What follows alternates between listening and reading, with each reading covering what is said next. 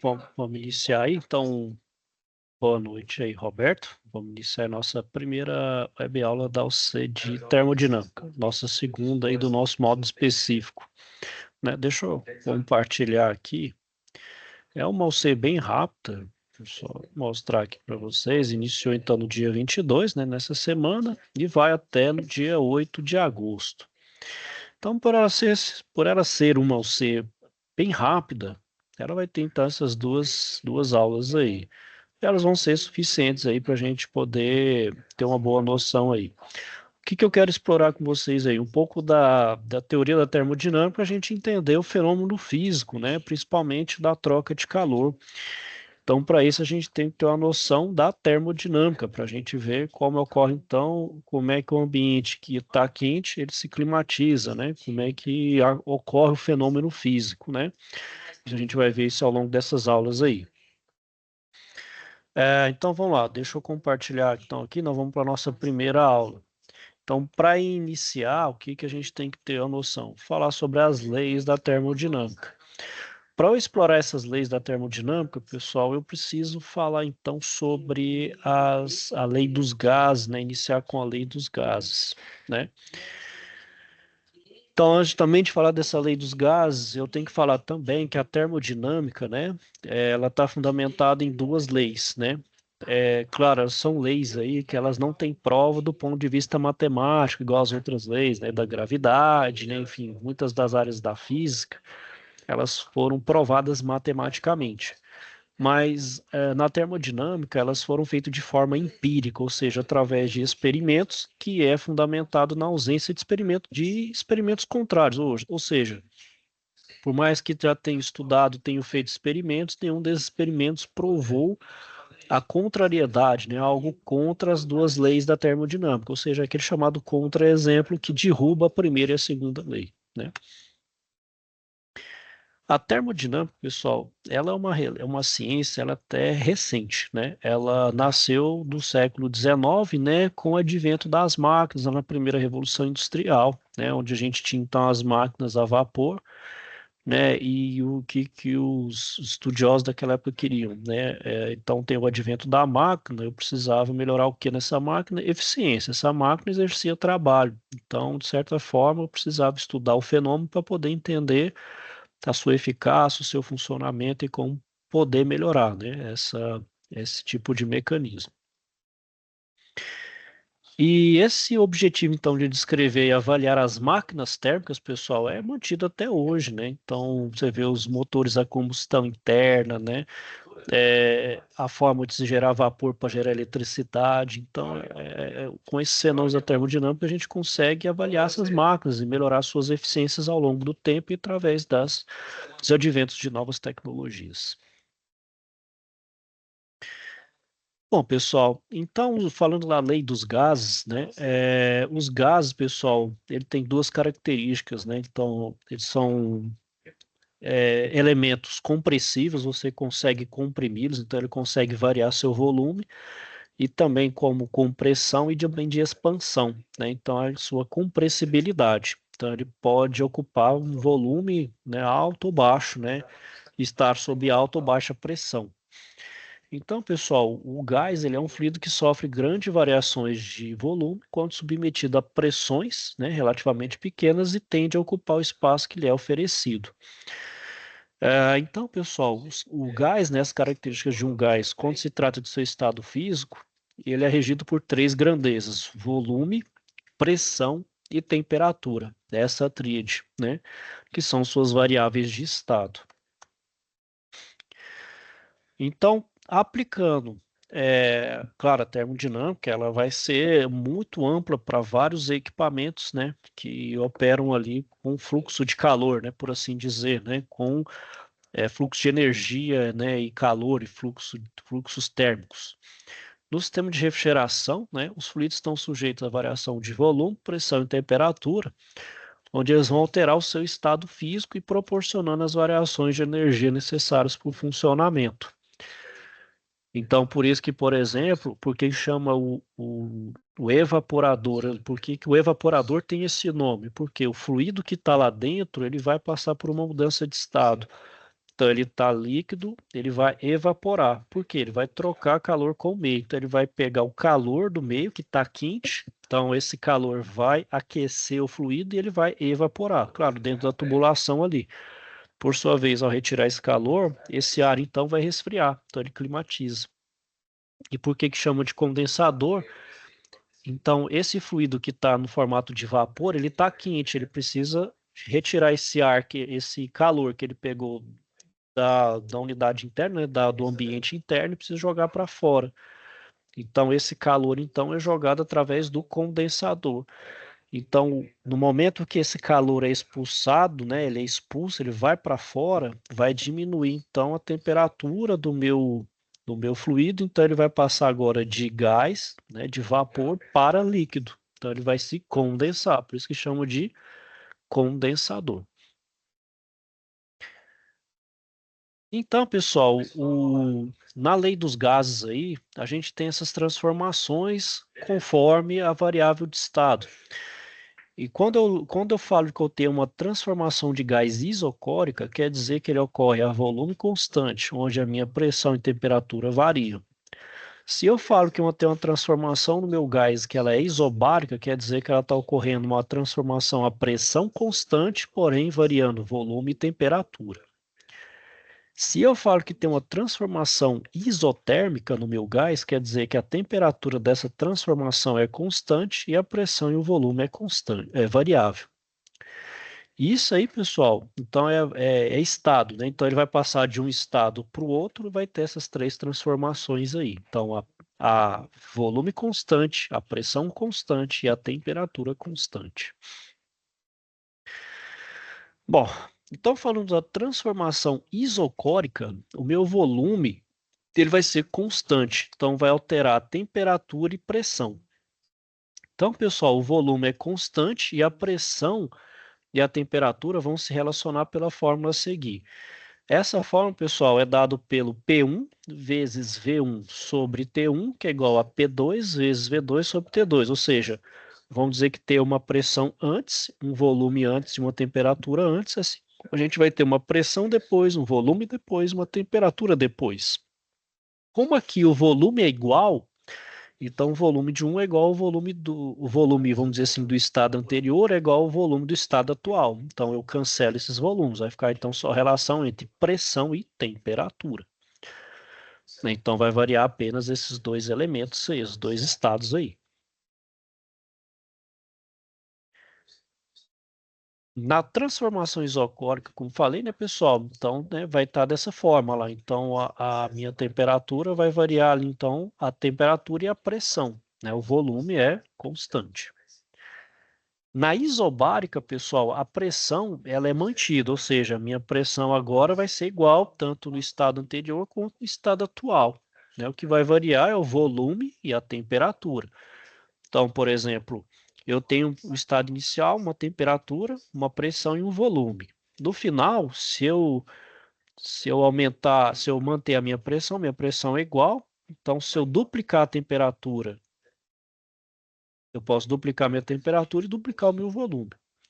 E a minha pressão é constante. Então, eu posso ter essa variação, que é uma transformação isobárica. E na isotérmica, pessoal, a temperatura ela é mantida, né? Ou seja, a temperatura do estado anterior é igual à da atual e vai variar então volume e pressão.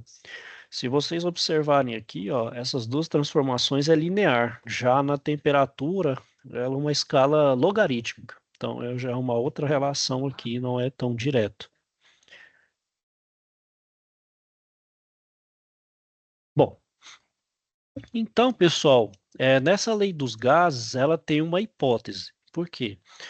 É, considera-se que esse gás ele é ideal. Por que que o que que é chamado esse gás ideal ou gás perfeito ou gás hipotético? Elas não apresentam volume próprio e não sofrem mudança de fase, né? Então isso nem sempre é aplicável para todos os gases, né? E vai ter algumas condicionais aí. Então, isso aqui é só para efeito, por exemplo, de simplificação de cálculo e para fazer algumas aproximações, né? Então, por exemplo, segundo essa lei, uma massa de gás inicialmente definida pelas variáveis de estado P1, V1 e T1, ao sofrer uma transformação, passa a ter as variáveis de estado P2, V2 e T2, que caracterizam então o estado final do gás. Então, na prática, o que pode acontecer? Quando você comprimir o gás, pode coexistir esse gás em, em dois estados, líquido e vapor. Pode coexistir. Então, ele está em estado bifásico, né? Só que isso aí, pessoal, é claro, quem for estudar isso a fundo, aí como diz, é termodinâmica mais aprofundada, assim vai para a mecânica dos fluidos, então é muito mais complexo.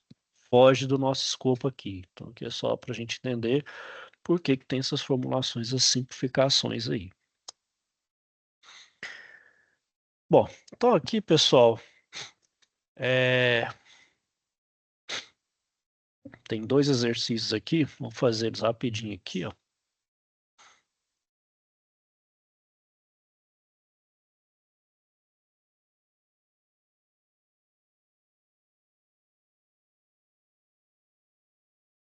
Então aqui, ó, vamos fazer esse primeiro exercício. Calcule a variação, então, de volume sofrida por um gás que ocupa, então, ó, um volume inicial, vou chamar de V1, de 10 litros, uma temperatura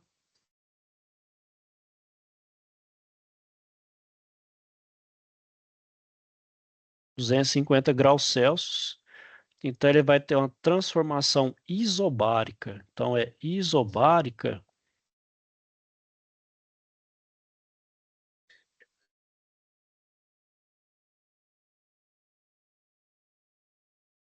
Se é isobárica, P1 é igual a P2, certo? E a minha T2 aqui, ó, 160 graus Celsius. E V2, então tá aqui, ó. Como é que calcula aqui, ó? P1, V1 sobre T1, P2, V2.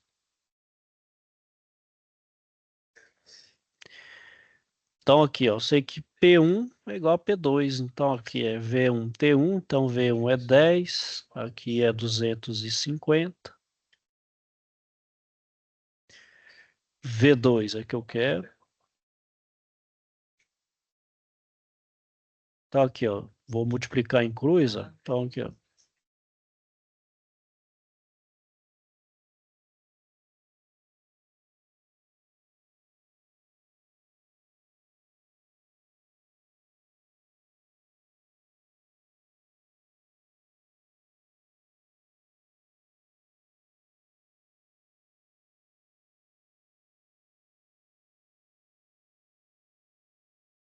vamos fazendo aqui, ó, 160 por 25, ó, 6,4. Tem um volume aqui de 6,4 litros.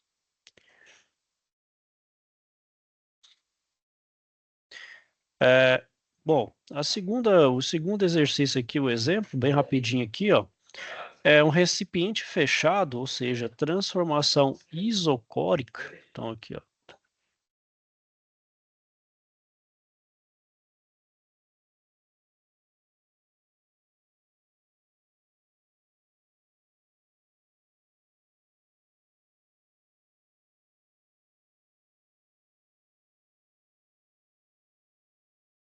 então, tem a transformação isobárica, isotérmica, isocórica, que o volume é igual, né? Então, o volume aqui é igual, ó. Então, V1 igual a V2.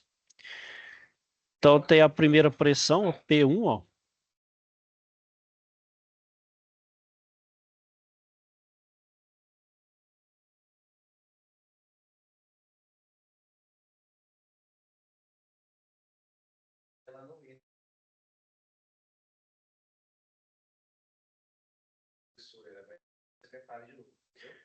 Contém, ó, que resiste até a pressão de 2, contém um gás ideal sob pressão de...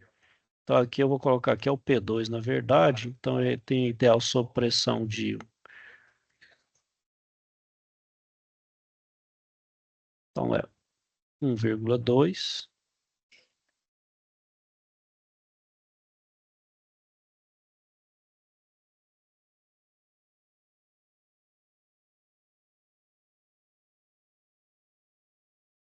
Porque parece que a gente vai dar a diretriz para o restante e seguir, entendeu?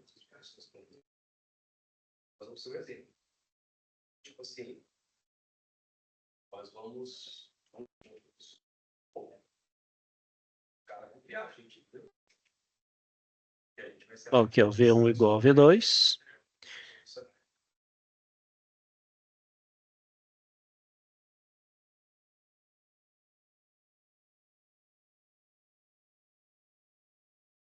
Aqui, ó, 1,2 T2. Então, aqui, ó, 270 vezes 3,5.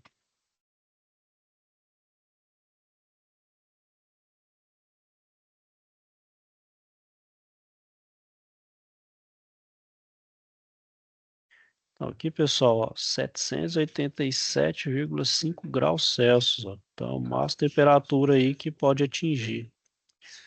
Certo? Então, aqui a gente fez o exemplo. Partindo, então, aí, pessoal.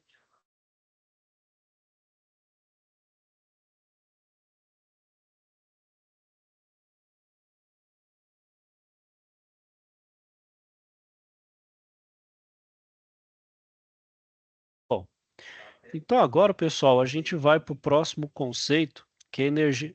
deixa eu... Chegou a aparecer aí, Roberto, a minha tela ou não? Que eu fiz aqui do exercício. Não. Oh, que vacilo, rapaz. Oh, peraí. Peraí, deixa eu voltar aqui, ó. Então, como que eu falei, ó, eu vou colocar as duas aqui. Então, aqui, ó, eu tenho a variação sofrida por um gás, né, que ocupa inicialmente 10 litros, né, ele está a 250 graus Celsius, e ele se eleva de forma isobárica, ou seja, a minha pressão em 1 é igual à pressão em 2, né, a pressão anterior é igual à pressão atual.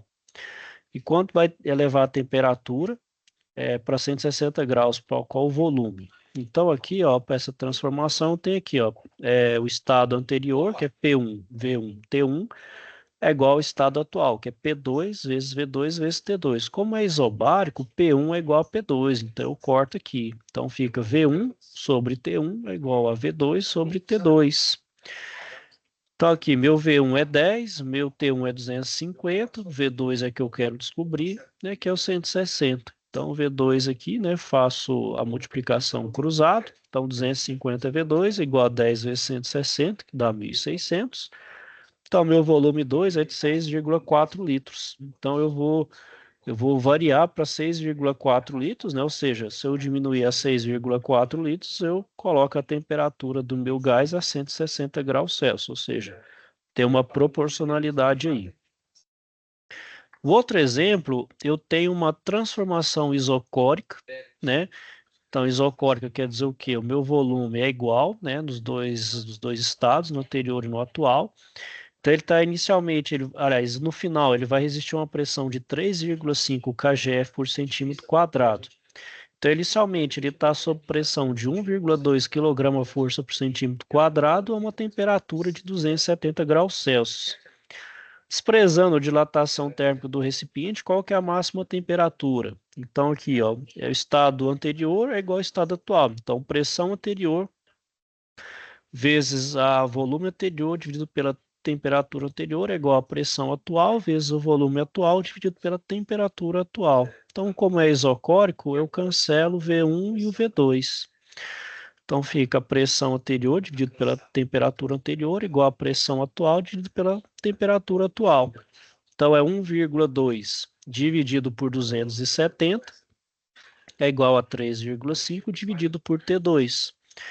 multiplico o cruzado, né? Então fica 1,2 vezes T2 igual a 270 vezes 3,5, que é 945. Passo 1,2 dividindo, então essa minha temperatura que o gás pode atingir é de 787,5 graus Celsius. Então, só para mostrar aí a questão da lei dos gases, né? Deixa eu voltar de novo aqui.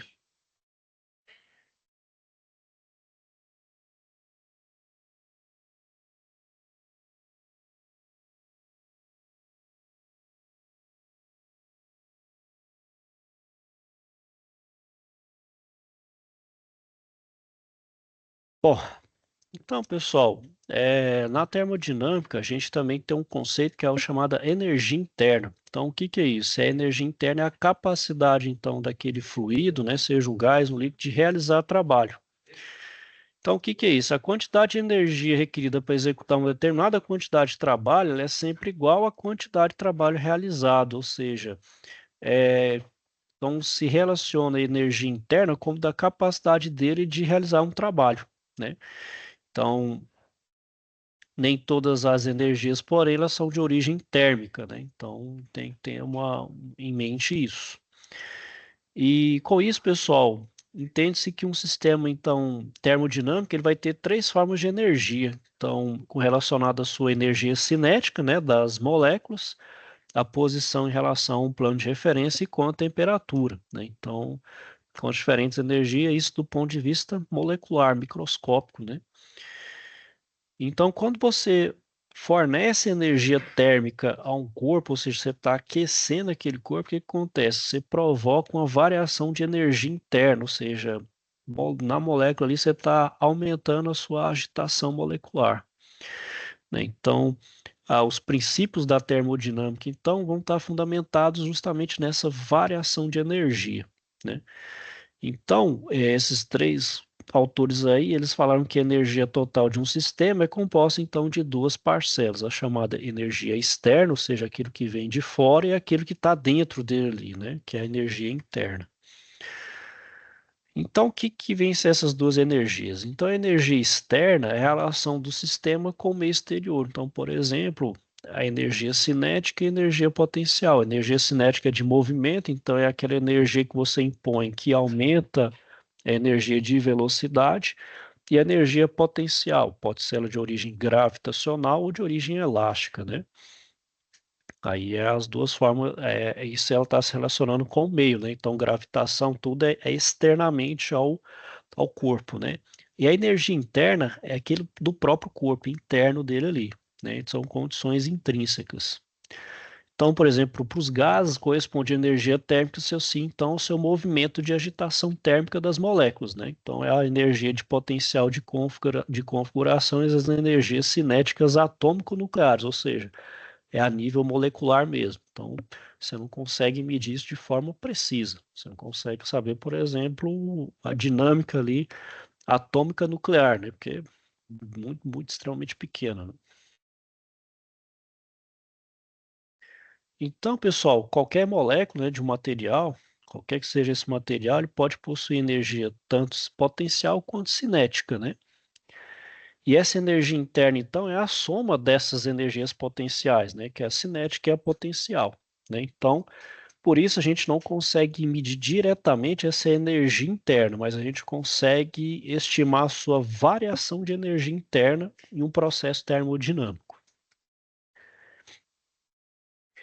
Bom, então, pessoal, com isso consegue-se descobrir o trabalho realizado na expansão de um chamado gás ideal, né? Então, por exemplo, é executado trabalho mecânico quando uma força, né?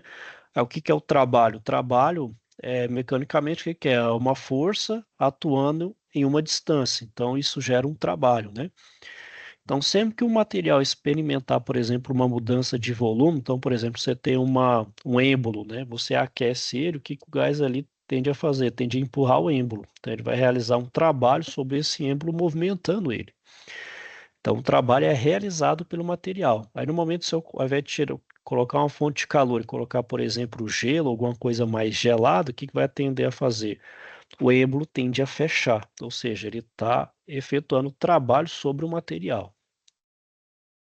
Então, aqui é o exemplo, né? Então, por exemplo, a gente adiciona calor, aumenta o volume, porque o gás tende a expandir, né? Sua agitação molecular aumenta. E no momento que eu tiro o calor, né? Eu retiro o calor desse gás, ele vai tender a se comprimir, né? As moléculas tendem a ficar mais juntas ali, né? Então, aí você diminui também diminui o volume. Isso aqui, pessoal, entende-se que ele está fazendo isso a pressão constante, como vocês podem estar observando aqui, ó. Pressão é igual. O que vai variar é o volume. Bom, então, pessoal, e a gente entende, por exemplo, o fenômeno da compressão aqui de gás, né, para um compressor. Então, por exemplo, quando você comprime o gás, uma quantidade deve ser efetuada sobre ele, né? Então, quando você está comprimindo, você está diminuindo seu volume. E então a quantidade de energia é igual à quantidade de trabalho será cedida às moléculas de gás, ou seja, você vai diminuir o volume, você vai aumentar ali a sua agitação, né? Então você está comprimindo esse gás, mas você também vai estar aumentando a temperatura. Então você vai aumentar a quantidade de trabalho.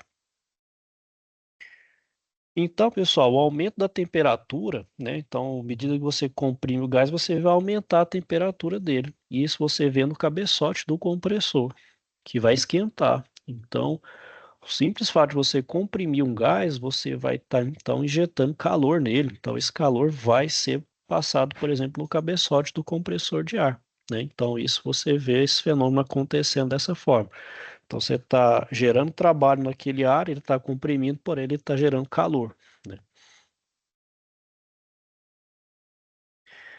Bom, então como esse trabalho é a pressão constante, vai fazer variação de volume. Então, esse trabalho vai ser igual a pressão vezes a variação de volume.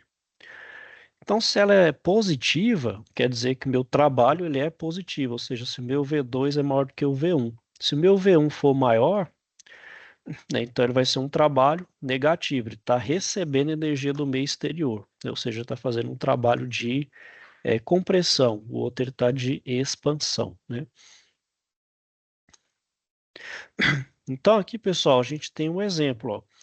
Inicialmente, a gente então tem um êmbolo com a pressão de 5 bar e o volume de meio metro cúbico. E a outra aqui continua a pressão de 5 bar, que agora ia ter um volume de 1,2 metros cúbicos. Então, aqui a pressão, 5 bar, vou transformar em Newton por metro quadrado, e o bar vou transformar em Newton por metro quadrado e o volume em metro cúbico. Então, aqui meu trabalho vai ser 1,2 menos 0,5, vai dar 3,5 vezes 10 a 5 joules, ou seja, 350 mil joules de trabalho, porque expandiu, porque aqui ó, o volume 2 é maior do que o V1. Então, ele realizou o trabalho. Então, com esses conceitos, pessoal, eu consigo chegar na primeira lei da termodinâmica, né? Então, a primeira lei da termodinâmica vai ter dois tipos de troca energética com o meio exterior, o calor trocado e o trabalho realizado, né?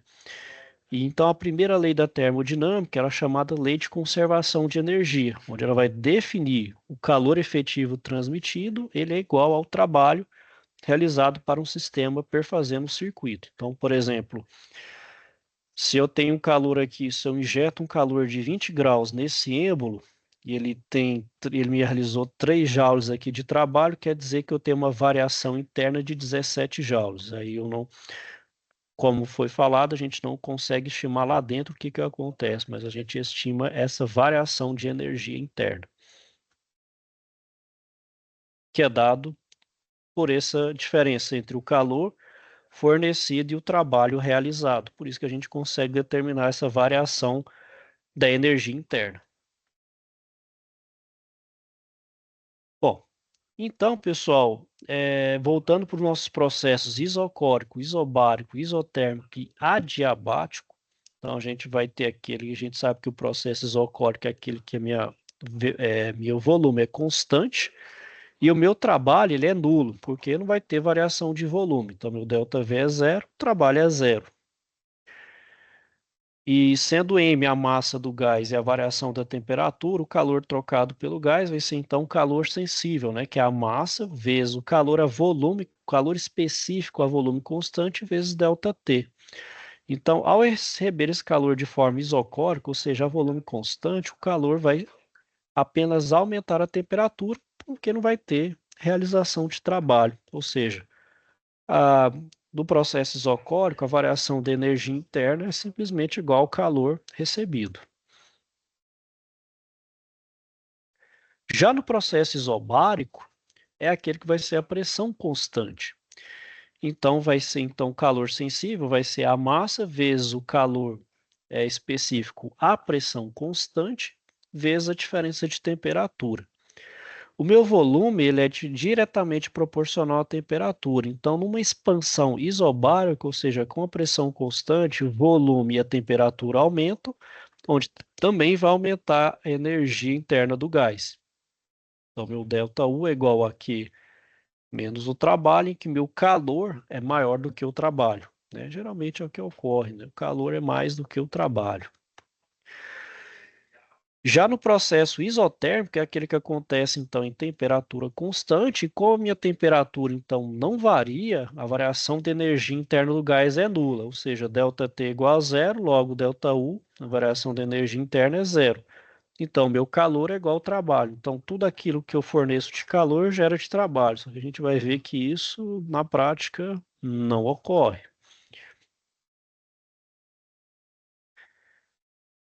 E a transformação adiabática, pessoal, quer dizer então que eu não tenho troca de calor com o meio exterior, ou seja, ele está termicamente, vamos dizer assim, perfeitamente, né, isolado, né? Ou seja, eu não tenho troca com o meio externo. Então, o calor é zero, não tenho fornecimento de calor nesse tipo de processo.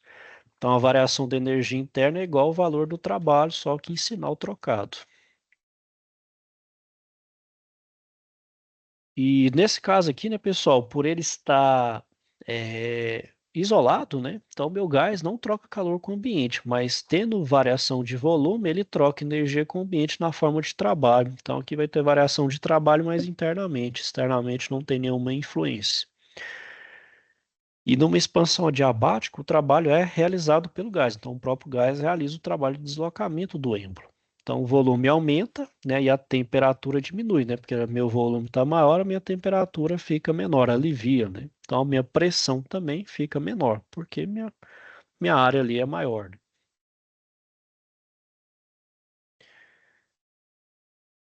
Bom, pessoal, e também a gente passa para a nossa segunda lei da termodinâmica, né? O que que é a segunda lei da termodinâmica? Essa segunda lei ela tem um caráter estatístico, então os sistemas vão evoluir espontaneamente num sentido preferencial, tendendo a um estado de equilíbrio. Então, na prática, o que a gente vê? A gente tem, por exemplo, dois corpos, né, dois objetos ali, um está mais quente, o outro está mais frio, estão próximos um ao outro.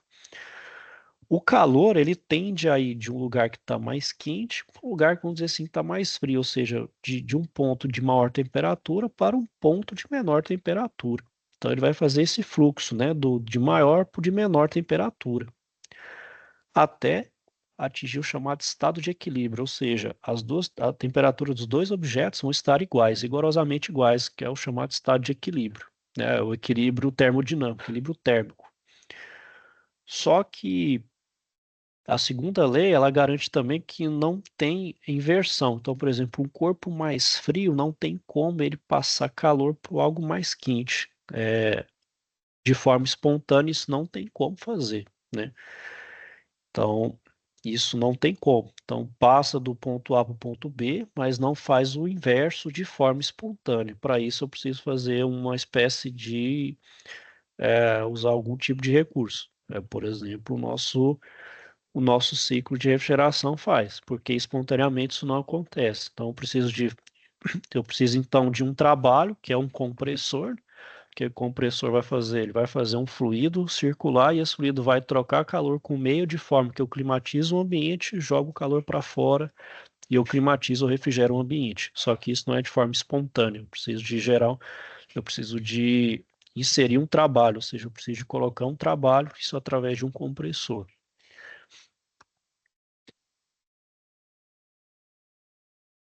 E com isso, então, o que que minha segunda lei da termodinâmica ela garante? Que é impossível construir uma máquina que você retira um calor de uma fonte quente e converter totalmente em trabalho, ou seja, é impossível você construir uma máquina térmica com 100% de eficiência. Impossível. E até hoje não se tem uma máquina com eficiência, vamos dizer assim, próxima de 100% nessa questão de usando, né, os princípios termodinâmicos, né? É impossível de ter uma máquina nesse sentido aí que converte todo o calor em trabalho. E com isso também, pessoal, a gente vê que essa questão de um corpo, né, que está mais quente para o outro mais quente, atingir o equilíbrio térmico, a gente tem os chamados processos reversíveis, né? Então, um processo reversível é aquele que pode ser revertido, ou seja, não causa mudança no sistema nem na vizinhança. E para existir, então, a possibilidade de reversibilidade, algumas condições têm que ser respeitadas, ou seja, não pode ter atrito envolvido no processo, a transmissão de calor ocorre promovida por uma diferença de temperatura muito pequena entre a temperatura inicial e a final, ou seja, tem como, então, por exemplo, 2 graus e 1 grau, então tem que ser muito próximo, e não ocorre expansão não resistida. Isso aqui, pessoal, é para o chamado ciclo ideal. Quando a gente faz os cálculos, por exemplo, de dimensionamento de tubos e da termodinâmica, por exemplo, do meu ciclo de refrigeração, a gente faz isso considerando o processo ideal, né? Então, todo fabricante ele considera o processo ideal, que é aquele que são os processos reversíveis. Eu vou mostrar isso para vocês nas próximas aulas. Só que é impossível, né, pessoal? Que a gente sabe, por exemplo, quando tem um fluido correndo dentro de uma tubulação, vai ter o atrito entre o fluido e a tubulação. Então já vai ter atrito, já vai quebrar essa primeira parte da reversibilidade. A outra questão é a diferença de temperatura infinitesimal, ou seja, a temperatura inicial e final tem que ser bem próxima. Isso também não ocorre, a gente sabe que tem uma grande diferença entre a temperatura de evaporação e a de condensação. E não ocorre expansão não resistida, ou seja, não tem como. A expansão ela é resistida, então já quebra aí. Só que, de certa forma, os fabricantes calculam isso de forma ideal para poder se aproximar ao máximo, né, no real, quando se fizer o ciclo real, ele não se desviar tanto do ciclo ideal, fazendo com que aquele desvio, então, seja o mínimo possível. Mas, de qualquer forma, todo o cálculo considerado é considerando o ciclo ideal. Então, pessoal, essa irreversibilidade vai justamente pegar nos processos térmicos reais, né? Então, o atrito, como eu falei, né, vai tornar esse processo reversível e vai ter um certo grau de reversibilidade, né? E também nesse ciclo de refrigeração, a gente vai ver essa mudança de estado. Foi o que eu falei, na evaporador, o que vai ocorrer? A mudança de estado físico do fluido vai passar de líquido para vapor e no condensador ele vai passar de vapor para líquido. Então, vai ter mudanças de estado do meu fluido no meu ciclo, né? Então, essa própria lei me fala que é impossível construir uma máquina com total eficiência. Bom, precisei dar toda essa parte aí para poder falar então da atividade. Até aqui você tem alguma dúvida, questionamento aí, Roberto?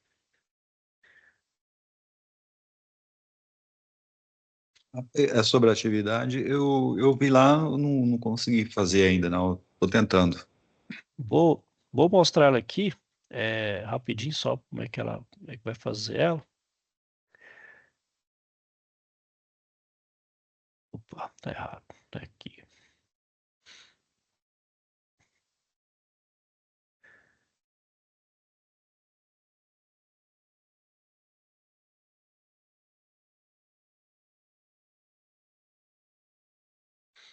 Bom, então tem aqui, pessoal, vamos ler aqui e ver o que se pede. Ó. Como vocês sabem, somos uma empresa especializada em desenvolvimento de climatizadores. Em razão disso, estamos realizando um estudo para saber os dados teóricos de uma máquina de Carnot que opera entre dois reservatórios de 320 e 260 respectivamente. 320 Kelvin, 260 Kelvin.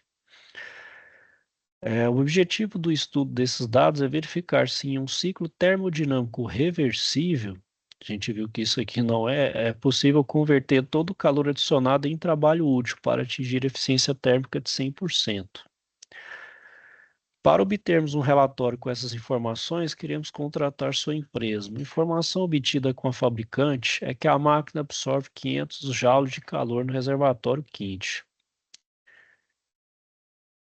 Bom, então aqui ó, vocês vão responder essas perguntas. Que trabalho ela pode fornecer e qual é o trabalho máximo que ela pode oferecer operando sobre essas condições? Então, deixa eu ir tirando toda, compartilhar de novo aqui. Então aqui, ó, tá falando, né, que eu tenho duas, deixa eu botar uma nova. Então, o que que ele tem aqui? Eu tenho uma máquina que ela opera em duas fontes, né, 260, 320 kelvins e 260 kelvins. Então, uma máquina de Carnot,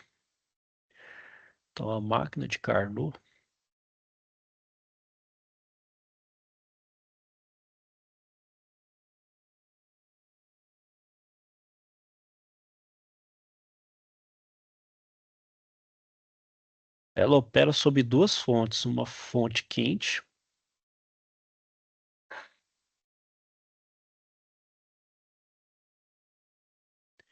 então ela opera sobre uma fonte quente, cuja temperatura que eu chamar de T1, ela é de 320 Kelvin. Vou fazer ela aqui. E aqui a gente tem uma fonte fria.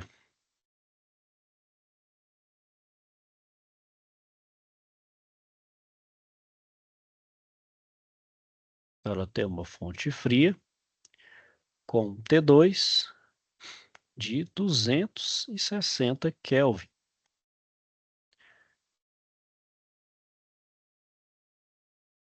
Bom, então aqui, pessoal, a gente sabe que é uma máquina, ela vai ter uma fonte aqui de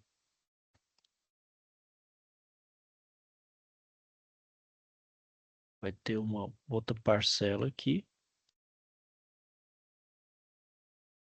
E ela aqui também, ela vai me fornecer um trabalho. Então ela vai me oferecer um trabalho tal aqui. Bom, então eles estão me falando aqui, ó, que essa máquina da fonte quente aqui, ela me gera um trabalho de 500 joules, certo? Então, que trabalho ela pode fornecer e qual é o trabalho máximo operando sobre essas condições? Então, por exemplo, aqui a gente sabe que ela tem 500 e qual o trabalho que ela pode oferecer? Primeiro a gente tem que saber qual que é o rendimento. O rendimento de uma máquina de Carnot, ela é 1 menos T2 sobre T1. Então aqui chama de Ni, é 1 menos T2, que é 260, dividido por 320. Fazendo os cálculos aqui, ó. 260 dividido por 320.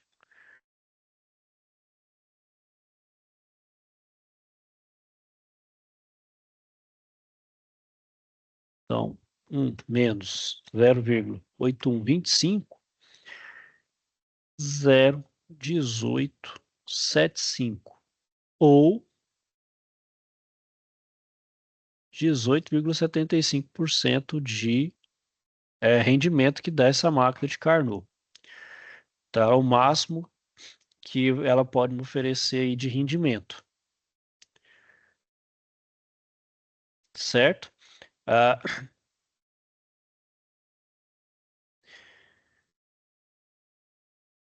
então, o máximo que ela pode me oferecer aí, né, de rendimento é 0,1875 ou 18,75%. Se a mesma máquina trabalhando ao contrário, né, ou seja, agora ela vai ser dessa forma aqui, ó.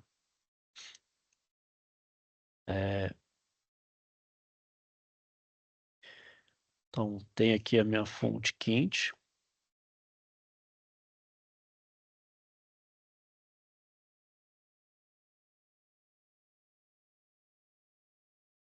minha fonte quente, 320 Kelvin.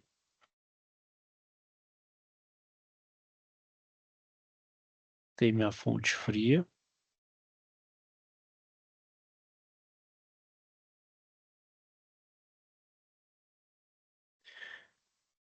T2 igual a 260 Kelvin.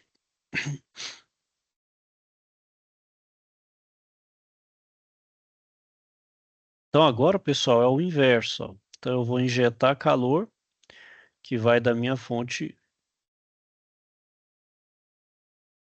tirar a fonte fria para a fonte quente. Ó. Então agora eu vou ter um trabalho aqui, ó, de 1000 joules.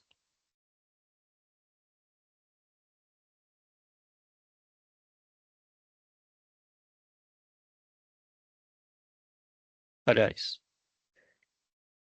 peraí que interpretei errado aqui, ó. Trabalho aqui eu tenho que saber qual que é, ó.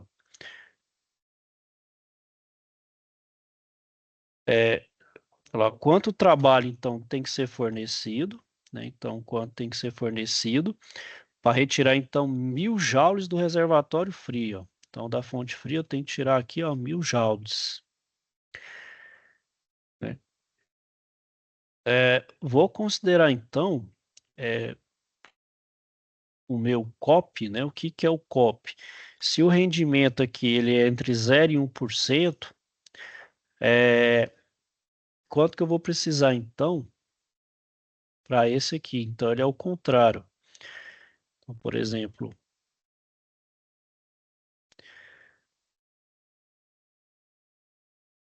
só pegar minha colinha aqui.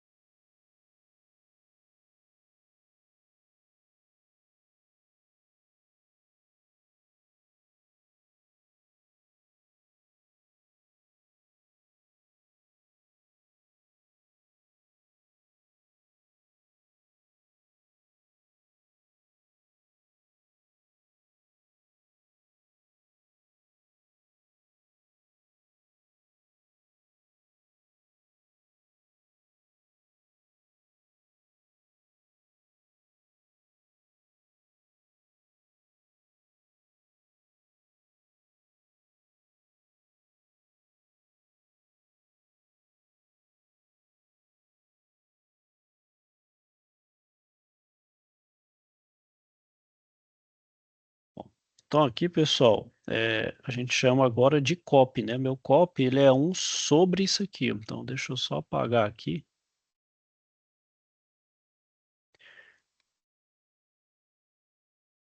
Então, COP, o que que é? É 1 sobre isso aqui, ó. Então, meu COP, ele é 1 sobre 0,1875. Então, na parte de refrigeração, vai dar 5,33. Então, esse é meu rendimento.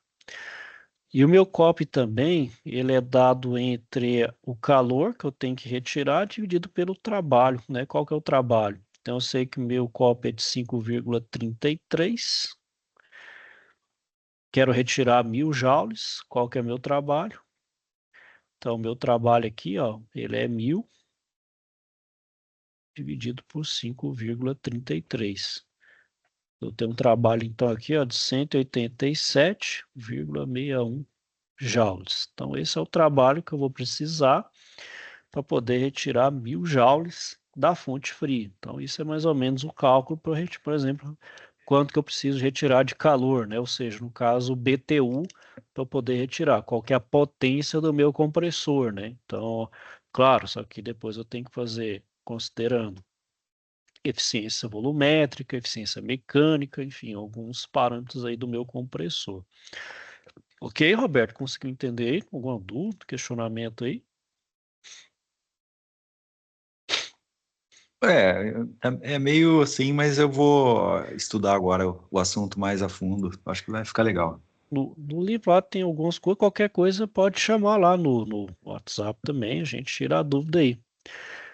Depois eu Ok. quero mostrar nas próximas aulas também, porque aí com esses conceitos eu vou mostrando alguma coisa do ciclo termodinâmico também, como se calcula e como é que o pessoal faz, os fabricantes fazem para calcular, por exemplo, esse COP, esse trabalho aí, certo?